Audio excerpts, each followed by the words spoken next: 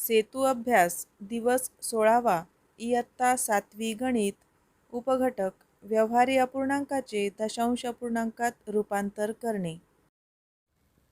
दिवस 16वा. क्षेत्र आहे संख्यावरील क्रिया आणि घटक आहे अपूर्णांकावरील क्रिया. उपघटक व्यवहारी अपूर्णांकाचे दशांश अपूर्णांकात रूपांतर करणे. थोडं समजून घेऊ. व्यवहारी अपूर्णांकाचा छेद 10, 100 किंवा 1000 असेल तर तो दशांश अपूर्णांकाच्या रूपात लिहिता येतो. उदाहरण इथे सोडवून दिलं आहे. जसे 6/10 बरोबर 0.6, 12/10 बरोबर 1.2, 9/10 बरोबर 0.9 आणि 1/10 बरोबर 0.1. या ठिकाणी एक लक्षात घ्या, सर्वांचे छेद हे 10च आहे, म्हणून आपल्या दशांश जो चिन्ह आहे तो एक अंकानंतर इथे दिलेला आहे, एक अंक सोडून. या ठिकाणी 6 हा एकटाच होता, म्हणून एक अंकानंतर इथे दशांश चिन्ह दिले आणि इथे शून्य दिलेला आहे. इथे 12 होते तर एक अंक सोडून दशांश चिन्ह इथे दिलेला आहे. इथे सुद्धा फक्त 9 आहे म्हणून दशांश चिन्ह घेतला आणि त्याच्या आधी एक शून्य लिहिला. इथे एक एकटाच आहे, एकच्या नंतर दशांश चिन्ह लिहिलं आणि त्याच्यासमोर शून्य घेतलेला आहे. ज्या व्यवहारी अपूर्णांकाचा छेद 10च्या पटीत नाही असे अपूर्णांक दशांश अपूर्णांकाच्या रूपात लिहिता येतात. ते कसे? 2/5. आता याचा छेद 10च्या पटीमध्ये नाही आहे, तर आपण इथे पाहायचं की या 5ला कितीने गुणल्यानंतर त्याचा छेद 10च्या पटीमध्ये येईल आणि कधीही गुणताना अंश आणि छेद दोघांनाही सारख्याच अंकाने गुणायचे असते. 2/5ला 2ने गुणल्यानंतर उत्तर आलं आहे 4/10, म्हणजे हा झाला दशांश अपूर्णांक आणि 0.4. 1/2, 2ला 5ने गुणल्यानंतर छेद 10 होऊ शकतो, म्हणून 1/2ला 5ने गुणलं आणि उत्तर आलं आहे 5/10 बरोबर 0.5. जर अंशस्थानी छेदस्थानातील शून्यापेक्षा जास्त अंक असतील तर उजवीकडून शून्याच्या संख्येइतके अंक सोडून त्याआधी दशांश चिन्ह लिहावे लागेल. आता इथे पाहू आपण. 123/10 म्हणजे छेदापेक्षा इथे अंक जास्त आहे. 123 3 अंक आहे, तर 123 जसा आहे तसाच ही संख्या लिहून घ्यायची आणि इथे 10 छेद असल्यामुळे एक अंक सोडून इथे दशांश चिन्ह द्यायचा. उजवीकडून शून्याच्या संख्येइतके अंक सोडून द्यायचे. एकावर शून्य आहे 1, म्हणून एक अंक उजव्या बाजूने सोडून द्यायचा, म्हणून 12.3. इथे आहे 45,602/100. तर 45,602 जसे आहे तसे लिहून घ्यायचे. एकावर किती शून्य आहे? 2 शून्य आहे, म्हणून उजव्या बाजूने 2 अंक सोडून दशांश चिन्ह देऊन द्यायचा. किंवा 100 म्हणजे शतांश असतो. दशांश आणि शतांश हे 2 अंक आपण सोडून द्यायचे आणि इथे दशांश चिन्ह द्यायचं. तिसरं उदाहरण आहे 3576/1000. 1000 मध्ये इथे 3 शून्य आलेले आहे, म्हणून 3 अंक सोडून द्यायचे उजव्या बाजूनी आणि इथे दशांश चिन्ह देऊन टाकायचं. त्यानंतर आहे अंशस्थानी छेदस्थानातील शून्या इतकेच अंक असतील तर अंशस्थानाच्या संख्येच्या आधी दशांश चिन्ह देऊन पूर्णांकाच्या जागी शून्य लिहावे. 7/10 हा 7 एकटाच आहे, म्हणून छेदस्थानात जेवढे शून्य आहे तितके अंक सोडून द्यायचे, म्हणजे एक अंक सोडून द्यायचा आणि इथे पूर्ण संख्येच्या जागी पूर्णांकाच्या जागी काहीच नाही आहे, म्हणून इथे शून्य घ्यायचा, म्हणून 0.7. 27/100 इथे 2 शून्य आले म्हणून 2 अंक सोडून आपण दशांश चिन्ह घेतला आणि पूर्णांकाच्या जागी शून्य घेतलेला आहे, 0.27. 576/1000. 576 जसेच्या तसे लिहून घेतले. 1000 मध्ये 3 शून्य आलेले आहे, तर 1 2 3 अंक सोडून आपण दशांश चिन्ह दिला आणि पूर्णांक संख्येच्या जागी शून्य घेतला की 0.576 असं उत्तर आपल्याला इथे मिळालेलं आहे. अंशस्थानी छेदस्थानातील शून्यापेक्षा कमी अंक असतील तर अंशाच्या आधी काही शून्य देऊन एकूण अंक छेदातील शून्याच्या संख्ये एवढे करावेत. त्याआधी दशांश चिन्ह लिहावे व पूर्णांकाच्या जागी 0 लिहावे. उदाहरण क्रमांक 1 इथे सोडवून दिलेलं आहे. 7/100. आता या एकावर छेदस्थानी 2 शून्य आहेत, म्हणून या अंशाच्या ठिकाणी आपल्याला 2 अंक करून घ्यायचे. आता एकच अंक आहे 7, म्हणून त्याच्यासमोर 0 लिहायचं. 2 अंक करून घेतले, छेद 100. आणि इथे उत्तर दिलेलं आहे 0.0007, परंतु हे उत्तर चुकीचं आहे. इथे 0.7 ही संख्या आता आपण इथे लिहून घेतली. छेदस्थानी किती शून्य आहे? 2 शून्य आहे, म्हणून 2 अंक सोडून आपल्याला दशांश चिन्ह द्यायचं आहे आणि पूर्णांकाच्या जागी द्यायचं आहे 0 आणि योग्य उत्तर आहे 0.07. दुसरं उदाहरण आहे 5/1000. 1000 म्हणजे एकावर 3 शून्य आहे, म्हणून अंशामध्ये 3 अंक आपल्याला करून घ्यायचे आहेत. तर 5 आहे एकटा, म्हणून त्याच्यासमोर आपण 2 शून्य घेतले, म्हणजे 3 अंक आता पूर्ण झाले आहे. 0.005.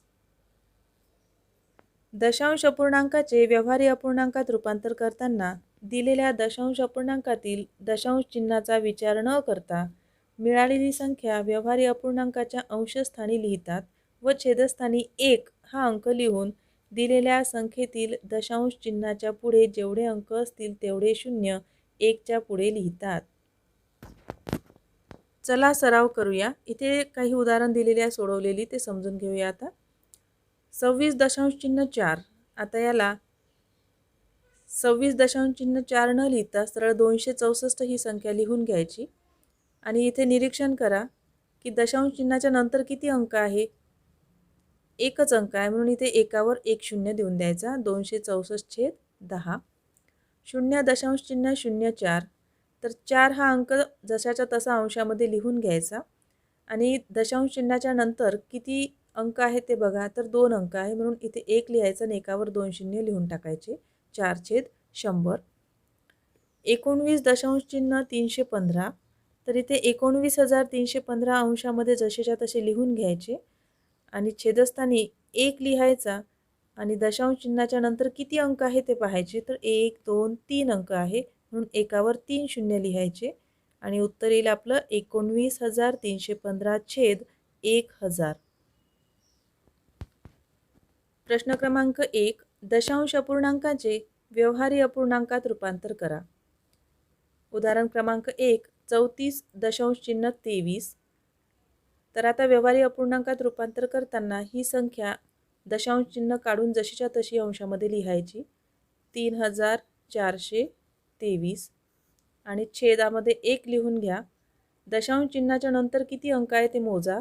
1, 2, म्हणून एकावर 2 शून्य लिहायचे आणि उत्तर येईल 3423/100. क्रमांक 2. 44.15. तर इथे बिना दशांश चिन्हाची पूर्ण संख्या लिहून घ्या. 4415 छेद 1 इथे लिहून घ्यायचा. दशांश चिन्हाच्या नंतर किती अंक आहेत? 1 आणि 2, म्हणून एकावर 2 शून्य लिहायचे. 4415/100.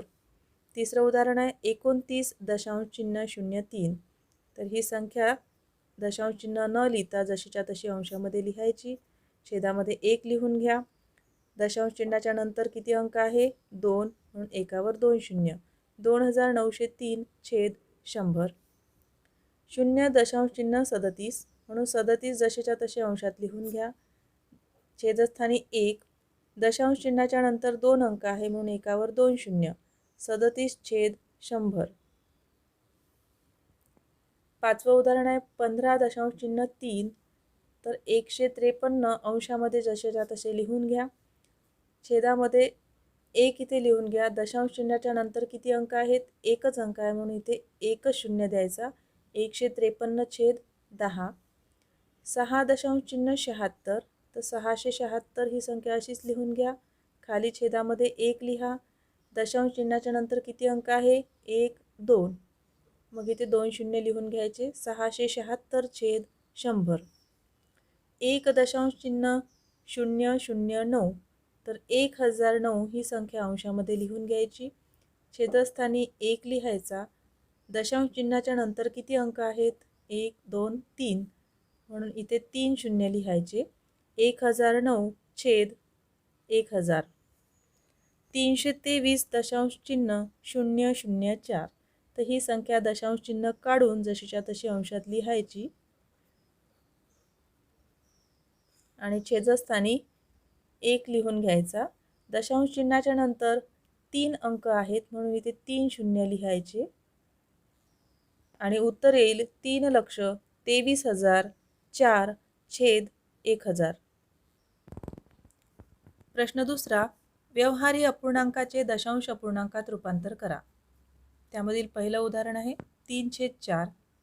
आता या व्यवहारी अपूर्णांकाला दशांश अपूर्णांकात रूपांतरित करताना छेदामध्ये आपल्याला 10च्या पटीतली संख्या पाहिजे आहे. परंतु जर 10च्या पटीत संख्या नसेल तर या छेदाला कितीने गुणल्यानंतर 10च्या पटीतली संख्या मिळेल त्या अंकाने किंवा संख्येने अंश आणि छेद दोघांनाही गुणून घ्यायचं असते. आता या ठिकाणी आहे 4. तर 4ला 25ने जर गुणलं तर 100 उत्तर येईल म्हणून 3 आणि 4 दोघांनाही 25ने गुणून घ्यायचं. अंश आणि छेद दोघांनाही 25 त्रिक 75, 25 चूक 100 बरोबर इथे 75 लिहून घ्यायचे.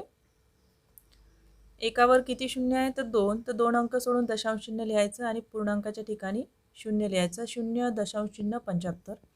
दुसरं उदाहरण आहे 4/5. तर 5ला जर 2नी गुणलं तर दशांश जो आहे छेदामध्ये 10 हे उत्तर येईल म्हणून 4/5 गुणिला 2. अंश आणि छेद दोघांनाही सारख्या अंकाने गुणायचं असते म्हणून 4 दुणे 8, 5 दुणे 10. 8 जशाच्या तसा लिहून घ्या. एकावर किती शून्य आहे 1 म्हणून 1 अंक सोडून दशांश चिन्ह द्यायचं आणि पूर्णांकाच्या ठिकाणी 0 लिहून घ्यायचा. 9/8. 8ला कितीने गुणल्यानंतर 10, 100 किंवा 1000 होतील ते पाहायचं. तर 10 किंवा 100 तर होणार नाही 8ला गुणल्यानंतर म्हणून 1000 होण्यासाठी आपल्याला 125ने गुणावं लागेल. 9/8 याला गुणावं लागेल 125ने.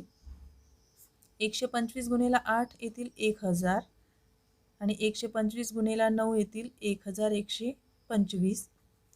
1125 जसेच्या तसे लिहून घ्यायचे. एकावर 3 शून्य आहे म्हणून 3 अंक सोडून दशांश चिन्ह द्यायचा.